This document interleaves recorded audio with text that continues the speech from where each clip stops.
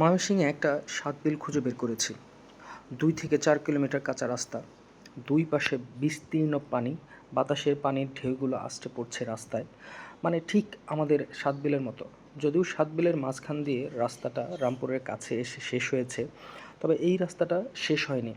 রাস্তাটা বিলের মাঝখান দিয়ে চলে গিয়েছে এবং বিলের মধ্যে যে বাড়িঘরগুলো, সেগুলো দেখতে ঠিক এক একটা বিচ্ছিন্ন দ্বীপের মতো মনে হয়েছে আমার। যদিও মানে রাস্তা খারাপ থাকার কারণে সম্পূর্ণ রাস্তাটুকু পাড়ি দিতে পারিনি, বাট যে ভিউটা ছিল এক কথায় অসাধারণ। মানে এটা এইখানে না গেলে ঠিক বলে বোঝানো যাবে না। আমরা যে সময়ে এই জায়গাটায় গিয়েছিলাম, তখন ঠিক বৃষ্টির আগ মুহূর্তে ছিল।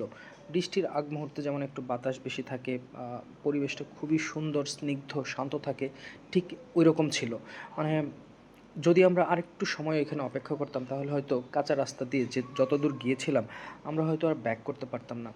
ভিডিওতে দেখা যাচ্ছে যে বিলের মাঝখানে এক একটা বাড়ি, বাড়িতে যাওয়ার আর কোনো রাস্তা নাই। এই বর্ষার মুহূর্তে তাদের পারাপারের একমাত্র উপায় হচ্ছে নৌকা। তবে দূর থেকে এক একটা বাড়িকে আমার কাছে মনে হয়েছে এক একটা ভাসমান বস্তু, মানে পানির উপরে ভাসছে। জ্যোৎস্না রাতে বা অন্য সময় ওই বাড়ির থেকে চারপাশের পরিবেশটা কেমন হবে, এটা ভাবতে আমার খুবই ভালো লাগলো। যদিও মানে এই ফিলটা নেওয়া কোনোভাবেই হচ্ছে সম্ভব না। তবে বিষয়টা খুবই অদ্ভুত এবং চমৎকার।